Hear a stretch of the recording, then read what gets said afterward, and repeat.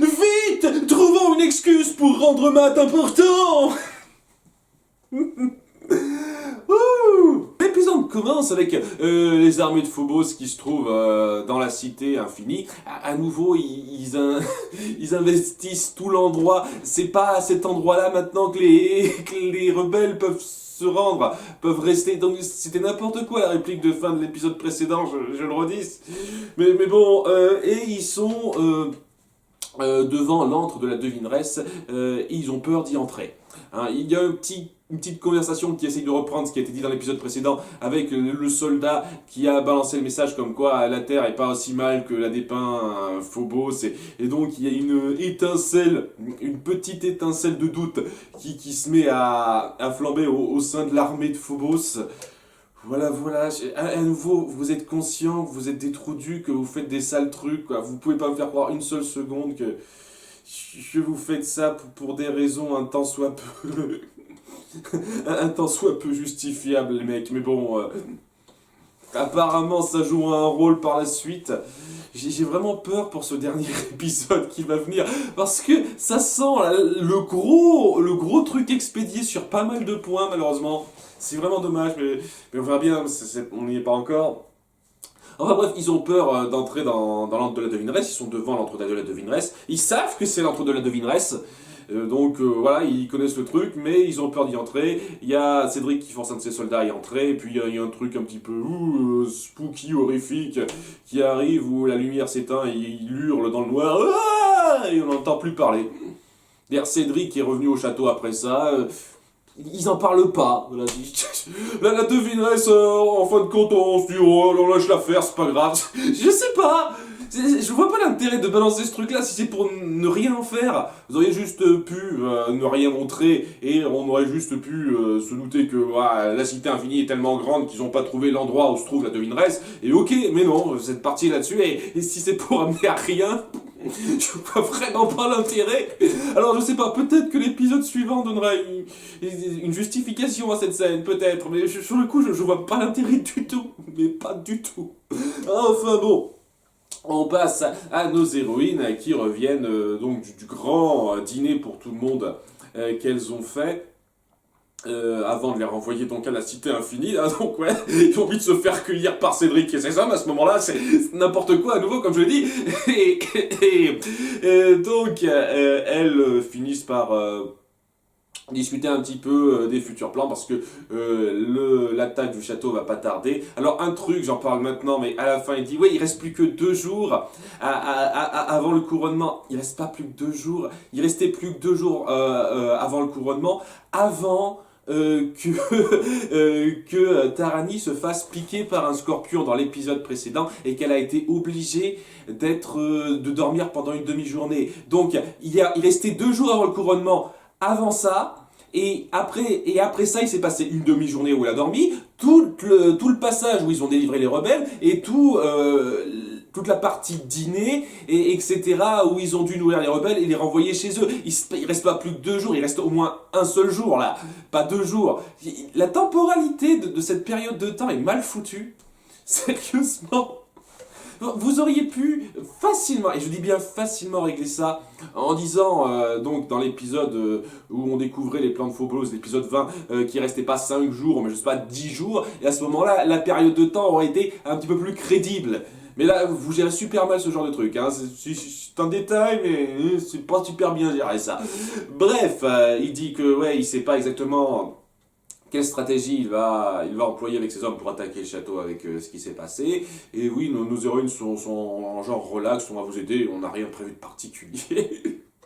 À nouveau, hein, comme dans l'épisode 21 où ils ont dit ouais, relax, on a un plan, on n'a plus rien d'autre à faire que d'attendre. Leur plan c'est juste on va foncer dans le tas sans rien grandement prévoir. Voilà, c'est ça votre plan. Hein. Vous êtes vachement inquiets et concernés par ce qui pourrait se passer. À nouveau, il y a que Cornelia qui est un petit peu stressé par ça, et c'est un peu normal, j'ai envie de dire, parce que voilà, sa meilleure amie va pas tarder à être tuée et tout, enfin tuée, privée de ses pouvoirs et enfermée dans une rose noire, donc ouais, il y a ça à prendre en compte, mais il y a qu'elle qui est un petit peu stressée par ça, les autres sont genre relax, ok, on va suivre le mouvement, Une fois de plus, j'ai énormément de mal à m'identifier à des personnages comme ça, je vous cache pas. Ça les touche personnellement et pourtant elles s'en foutent royalement, c'est dingue. Enfin bon, après ça, on voit Matt qui réapparaît, donc Matt que Will a embrassé l'épisode précédent, qui nous la joue genre ça fait une période de temps appréciable que lui et Will se sont fait leur petit baiser, sauf que non. À nouveau, ça peut pas être le cas, hein. Ça devrait s'enchaîner assez vite par rapport à ça, mais il nous la joue genre, ah, t'es assez distante, tu viens plus trop en cours, etc. Ça a jamais été un tant soit peu appuyé avant. Mais genre un temps soit peu appuyé, qu'elle venait pas en cours avant, et maintenant ouais, elle vient plus trop en cours. Il s'inquiète pour ça, ça n'a jamais été appuyé ce truc-là. Jamais. Même dans l'épisode précédent, qui donc se passe très très peu de temps avant ça, à aucun moment le mec s'est dit ah, c'est dommage que tu viennes moins souvent en cours ou une connerie comme ça. Vous savez, le genre de choses qui aurait montré que vous faites un petit peu gaffe à ce que vous instaurez. Non. Il y a Will qui dit ah non désolé je pouvais pas parce que j'avais l'esprit ailleurs, j'avais d'autres priorités sur le coup, je peux pas t'en dire plus pour l'instant. Et donc on va avoir un délire autour de ça où Matt sera un peu maussade dans son coin parce que sa nouvelle chérie veut pas partager des trucs avec lui. Il y a Martin qui apparaîtra rapidement histoire de dire que ce personnage existe en disant ouais et tu pourrais pas me donner des conseils pour les nanas.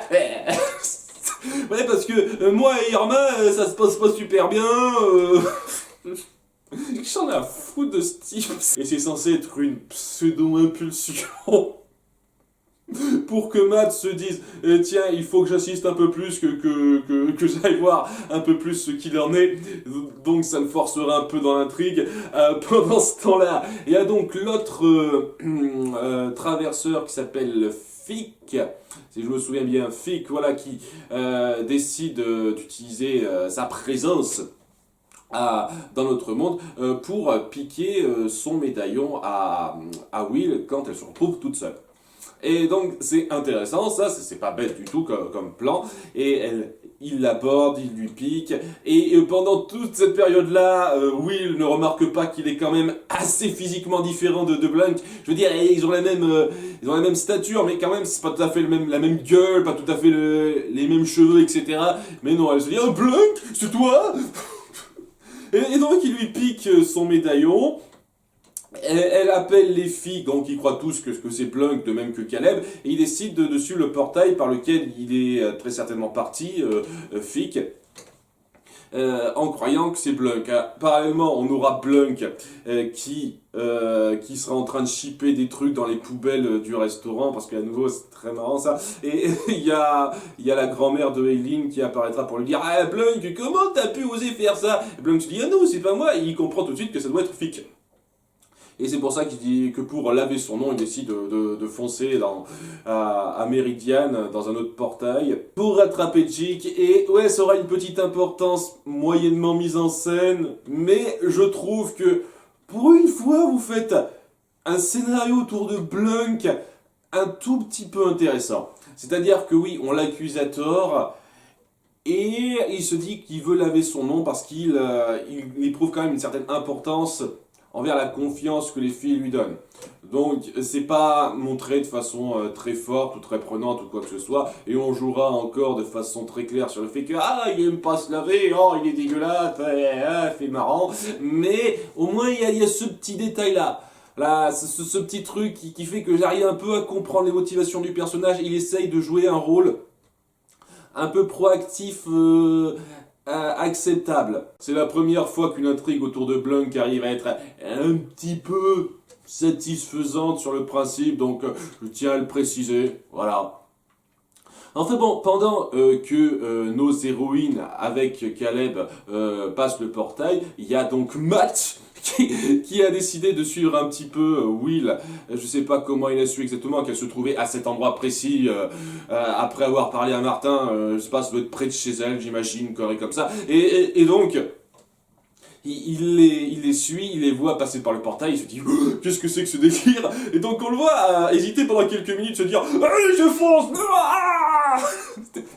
Ce passage était stupide et assez marrant, je vous le cache pas. Et ouais, il finit par être repéré. Les filles font genre ok, on doit l'accepter dans le groupe. Et elles sont un petit peu surprises rapidement et puis se disent, oh, ok. Il y a Will qui dit, ah, j'aimerais bien travailler dans notre monde tout de suite, mais voilà, on est un peu pressé par le temps, donc suis-nous. Et voilà, je le suis, et il sert à rien. Il sert absolument à rien. C'est une façon forcée de le mettre dans la confidence en fait, pour que peut-être plus tard il ait une importance à ce niveau-là, mais sur le coup, je trouve ça très moyen. Enfin bon, donc va y avoir tout un tas d'exploration, nos filles qui suivent les traces de Jake qui aura envoyé un message à Phobos via une espèce de ces vautours perroquets. Ça doit être celui qui a piqué à Caleb dans un épisode précédent, c'est pas impossible. Donc c'est un petit détail qui me plaît à nouveau dans cette série, c'est que on fait quand même un petit peu gaffe aux différents éléments qui sont instaurés. On ne sait pas forcément bien les reprendre, mais on fait gaffe à ces différents éléments. Et là, par exemple, cette espèce de vautour perroquet, eh ben, il est bien repris. Voilà. Donc, je sais pas pourquoi ce vautour perroquet survolait cette espèce de zone enneigée dans laquelle Jake se trouve, mais au moins on a repris un truc qui existait avant. Voilà, donc j'apprécie ça. Et donc il y a le vautour qui vient auprès de Phobos, il lui dit la nouvelle et il commande à Cédric, donc qui est rentré sans donner aucune nouvelle sur la devineresse à nouveau, hein, scène de départ qui sert à rien. Il leur donne à Cédric donc d'amener des hommes pour aller rencontrer Jake pour aller acheter le cœur de Kandrakar. Pendant ce temps-là, donc, on aura Blunk qui, grâce à, je sais pas, des époulements, des boules de neige qui formera, malgré le fait qu'il sera parti une bonne heure après tout le monde, finira par rattraper Jake, juste avant qu'il donne le cœur de Kandrakar à Cédric et compagnie, juste avant qu'ils se rencontrent. Il y a aussi nos héroïnes avec Matt et Caleb qui tombent sur une espèce de monstre des neiges et qui utilisent le fait que la glace est un peu fragile pour se créer une espèce de passage souterrain en l'en faisant s'effondrer sous eux. Et ce passage souterrain, en l'empruntant, ça les fera tomber juste à cet endroit-là, à quelques dizaines de mètres de là où se trouvent Jake et Blunk. Waouh, coïncidence! Ça tombe bien, dites-moi, mise en scène! Et donc, ouais, elles observent la scène, elles se rendent compte donc que Blunk n'est pas le seul voleur. Il a lavé son nom, c'est super. C'est à nouveau dans la mise en scène, c'est un petit peu forcé sur de nombreux points, mais j'apprécie l'intention derrière ça. C'est donc à ce moment-là que Blunk reprend le cœur de Kandrakar à Jake pour le balancer vers Will. Il y a un petit combat très sympathique où Will lutte pour le reprendre, elle se transforme en sorcière, en gardienne et lutte un petit peu. Jusqu'à ce que Cédric prenne Matt et Caleb en otage et menace de leur faire de mal si Will ne leur rend pas le cœur de Kandrakar. Et ce que fait Will à ce moment-là, c'est dingue, elle multiplie son cœur de Kandrakar, elle fait des tonnes de fausses copies comme ça.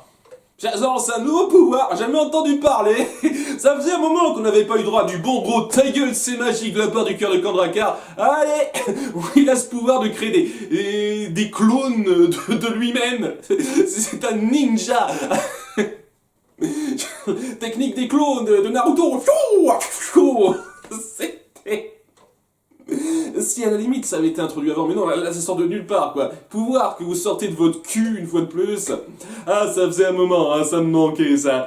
Et donc, ouais, crédibilité. Et grâce à ça, donc, elles arrivent à sauver Will Matt et Caleb et à geler tout le monde rapidement en utilisant les pouvoirs d'eau et d'air. Donc à nouveau, ça me fait poser la question, pourquoi vous faites pas ça plus souvent? Je veux dire, d'accord, il y a de la glace dans le coin, peut-être que ça vous aide qu'il y a de la glace dans le coin, mais vous avez fait ça avant dans le château, dans l'épisode 3, et ça vous a pas posé de gros problèmes de geler tous vos adversaires comme ça. C'est le genre de truc, quand vous mettez en place un pouvoir comme ça, qui peut geler vos adversaires, les congeler complètement, les rendre totalement HS, avec pas grand chose, je me dis, pourquoi vous l'utilisez pas plus souvent, merde? Voilà, ça vous faciliterait grandement la vie, les gars. Hein. Je dis ça comme ça, mais bon. Et donc ils finissent par partir de là en ayant tout récupéré, en laissant Cédric et les autres à leur sort, hein, qui se dégageront de là, etc. Je sais pas, c'est un truc dingue, mais ils sont à votre merci. Vous pourriez pas essayer de prendre Cédric en otage à un moment donné? C'est le commandant en chef de l'armée de Phobos, le bras droit de Phobos. Vous pourriez pas essayer de prendre Cédric en otage? Ça pourrait être un bon moyen de pression, une façon d'égaliser les forces. Mais non, vous le faites pas, vous le laissez à son sort et puis il reviendra rejoindre Phobos. Qui lui fera une petite remontrance qu'on verra pas hors champ. Et c'est... Voilà. Juste une nouvelle confrontation, les héroïnes gagnent, elles laissent les méchants s'en sortir, et on prend les mêmes et on recommence par la suite. Enfin bon, plus trop par la suite, puisque ce sera l'épisode final après, mais punaise quoi, c'est l'un des trucs qui rend cette série pas particulièrement prenante, parce qu'on sent vraiment qu'il n'y a pas de grands enjeux, hein. Mais bon, tout le monde finit par partir, Matt accepte le pouvoir de Will comme ça, histoire de dire, ok, je comprends pourquoi t'as pas pu être en cours pendant tout ce temps, même si c'est que dans cet épisode qu'on le dit. Voilà, j'accepte ça. On est un couple maintenant, youhou. Il accepte tout comme ça, et c'est juste le mec qui les accompagne dans son coin, ça n'a absolument aucun poids. Voilà, il est dans la confidence maintenant, c'est la seule chose qu'il faut retenir, mais sinon, niveau développement de personnage, quoi que ce soit, absolument rien. Donc ça se termine là, donc avec Caleb qui dit qu'il reste plus que 2 jours avant l'attaque, le couronnement des Lions, n'importe quoi, hein, c'est à nouveau comme j'en ai déjà parlé, et ouais, c'est pas extraordinaire là. Alors il y a 2-3 petits trucs dont j'ai pas parlé, qui se passe en plus de ça. Déjà, il y a une espèce de micro-dispute entre Irma et Cornelia, parce que Cornelia en veut à Irma de faire des blagues tout le temps. Je veux dire, vous faites toutes des blagues tout le temps, vous faites tout le temps des petits commentaires cyniques et pseudo-drôles à chaque épisode. Pourquoi maintenant tu commences à en avoir marre? Alors, je pense que ça aurait pu être un truc intéressant à développer si ça avait été parce que le combat contre Phobos et le destin des Lions se rapprochaient. À ce moment-là, je me dirais, ok, mais on n'appuie tellement pas ça. C'est traité comme une espèce de petit délire léger, sans intérêt, donc voilà, ça n'importe rien. Et autre chose qui n'apporte pas grand-chose, en tout cas sur le coup me semble-t-il, c'est le fait que parallèlement on voit rapidement Elion découvrir une espèce de salle démoniaque du château de Phobos. Voilà, avec des espèces de monstres qui forcent à faire certains trucs. Et elle se dit, ah mais c'est bizarre grand frère, qu'est-ce qui se passe là? Et Phobos se dit, oh ça doit être un truc des rebelles. Ils ont organisé un truc à quelques salles du trône, j'ai pas remarqué ça, heureusement que tu me le fais remarquer, Elion. Ah, je suis super crédible, pas vrai? Oui, oui, oui. Des genres de conneries, quoi, où je me dis, ouais, ça fait quelques semaines qu'elle est là, c'est que maintenant qu'elle remarque ce genre de truc. À nouveau, la manipulation de Phobos, des fois elle est bien, des fois elle est un peu intelligente, des fois c'est n'importe quoi. Il passe à la trappe des trucs tellement évidents, je trouve. Et donc ça mène une micro-réflexion d'Elion qui se demande pourquoi il n'y a pas d'autres filles comme elle dans le château, etc. Elle demande à Miranda. Miranda arrive à la convaincre rapidement avec un petit discours larmoyant à 2 balles. Ça va pas plus loin que ça, donc ça menait pas grand chose. Voilà, mais c'était pas mauvais, ça appuyait correctement l'état d'esprit du moment, et c'était pour donner un petit peu l'idée que ouais, Elion n'était pas totalement irrécupérable à ce moment-là, elle n'est pas devenue sanguinaire, etc. Elle a toujours ce côté, je veux faire ce qui est juste, ce qui est bien, et j'ai en aversion ce qui est mal, tout ça. Donc c'est bien de le montrer. Ça apportait pas grand-chose, mais ça reste correct de le montrer. Un épisode correct sans plus, voilà. J'ai apprécié l'idée du traverseur, le vol du cœur de Kandrakar, les enjeux par rapport à ça, et la petite intrigue, les motivations de Blunk. À nouveau, hein, c'est pas tous les jours que vous m'entendrez dire ça, mais oui, les motivations de Blunk étaient intéressantes. Pas super bien mises en scène, mais intéressantes. L'idée de faire progresser la relation Matt-Will, comme ça, c'était acceptable. Ça aurait pu être largement mieux fait, largement mieux mis en scène, mais c'était acceptable. Et ouais, c'est un peu ce que j'aurais à dire sur beaucoup d'éléments de l'épisode. Bonnes idées, mise en scène, bof. Histoire correcte, globalement. Ça met pas super bien en place l'épisode final. C'est un peu le gros problème. Je veux dire, quand tu regardes ça, tu te dis pas, ah, il reste plus qu'un épisode, ah, le suspense me ronge. Non, tu te dis, ok, voilà. Épisode correct sans plus, voilà. Ça nous vend pas bien l'épisode final, ça nous met pas vraiment le suspense par rapport à ça. C'est un petit problème. Mais ça se regardait. À bientôt pour le final de la saison 1. Au revoir.